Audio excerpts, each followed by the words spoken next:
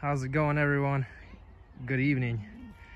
Today I'm going to be transplanting or planting some freshly grafted trees. So I'm going to show you how I pack in, like 8 to 10 trees into large pots like this. And even if you run out of pots, what do? You can also use buckets. Just make sure you drill some holes.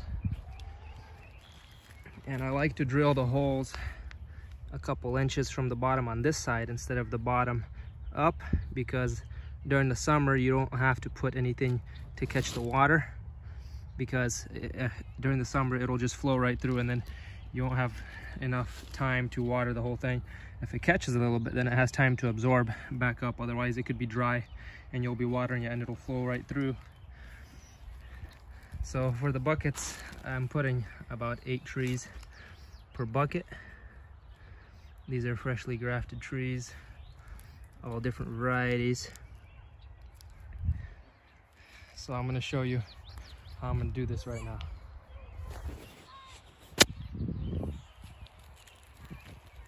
Hi.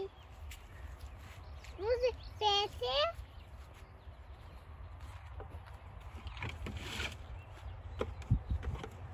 Here I have some holes drilled.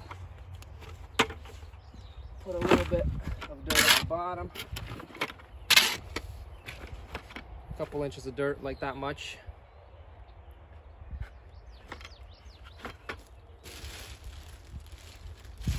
And then what I like to do is, you can get a close-up over here, and tape the bottom of the bucket. So I'll just layer them in.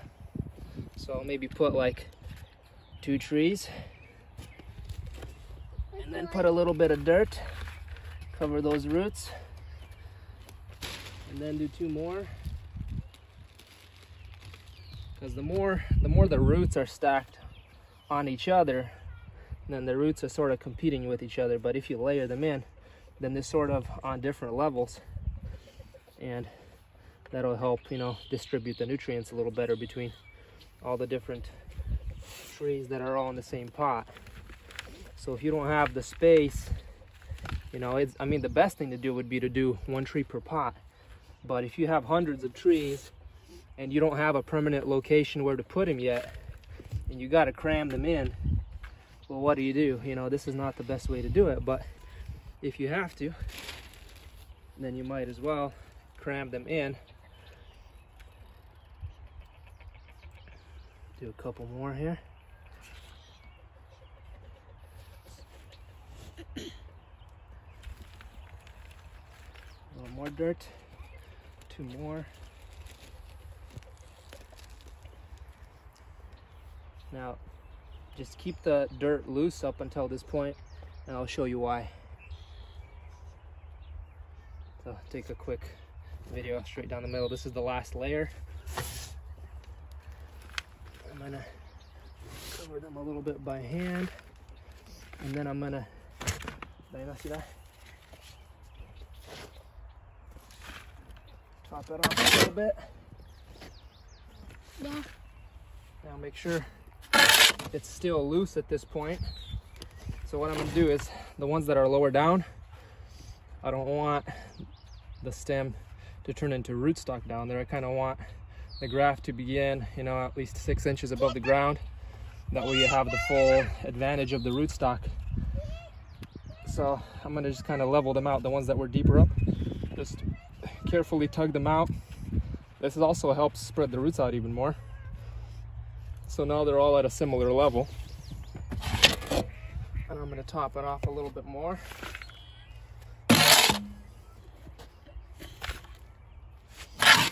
Basically to where it looks pretty full, and then just tap it on the ground a little bit. That packs them in pretty good, and you have a nice bucket of 8 grafted apple trees. I'm also mulching every pot just like I would mulch a tree in the ground. This really helps conserve moisture in the pots, regulate temperature, of the soil in the pot. Also helps to suppress weeds. I don't have to weed this as much over the summer. And every time I water these, it'll be like a slow release fertilizer as the mulch composts on the top surface. So I think the benefit of planting a whole bunch of trees in big pots like this versus planting them individually into one pot, one tree per pot, is the watering, because it's a little quicker to water them when they're all in one big pot. But also this dried out, and so I just watered it and all the water just flowed right out, and the soil is still dry. So you have to have some way of putting them in something. I actually had this standing right here, so there's some water in there. I'm gonna stand it in that water so that it can reabsorb, and that's gonna be what you'll have to do with these pots. But if you plan on selling these potted after you've grown them out, then this is the way to go. I'm going to be selling mine bare root, so I will be pulling them out anyway. So that's why I didn't plant them out in these pots. I'm saving these for planting chestnuts and persimmons, walnuts, stuff that has long tap roots, pawpaws. That's what I plan to use these pots for. But you can also use them for apples and pears and everything. They're just all around a good pot. But the good thing about the buckets is I don't have to put anything underneath it. It's basically catching a few inches of water on the bottom, and so I don't have that effect of the soil just drying out and then the water flowing right through and out. So I'm gonna have a lot of these trees for sale in the fall. All kinds of disease-resistant varieties like Rubella, Wine Crisp, Gold Rush, red flesh varieties like Almada, Black Strawberry from Stephen Edholm, yeah, Wine Crisp, Pixie Crunch. I'll have some of those for sale. I'm gonna have some pears for sale. I still have to mulch these boxes as well. Well, actually, the ones with the strawberries I'm not gonna mulch. That's the other test I'm doing to see how well the strawberries will keep the weeds down. And then 2 of these boxes I'm gonna mulch still. And then I'll test the effects of having it just trees and mulch versus trees and strawberries in between, to see how well the trees do and if the strawberries interfere or help the trees grow. Well, you get a double effect, basically weed suppression and also good strawberries to eat.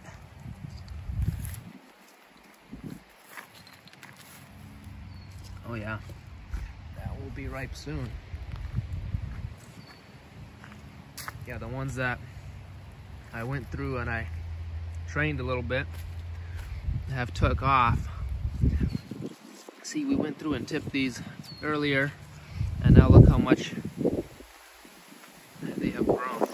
Oh yeah, I got more treats here as I inspect my grafts. Oh man, it's not ripe yet. Oh, there's one right there. Right there.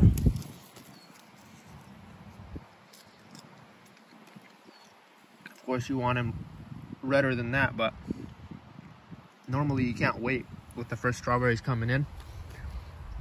You just want it now, you know? I'll just go through and I'll pick them like this, because then the slugs will get them.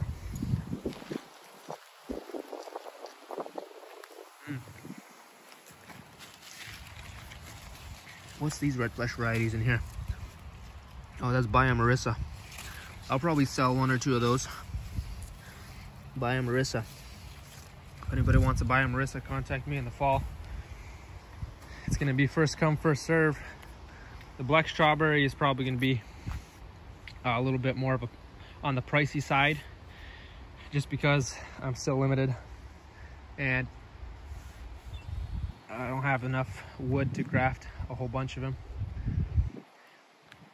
So the black strawberry trees will be more expensive, but I think the other trees like Gold Rush, Rubella, and stuff like that, I'll probably end up selling for maybe 20-25 bucks each. We'll see how big they get in the fall. Yeah, I'm gonna mulch these. So anyway, oh, here's one of my hens with my black copper Moran chicks.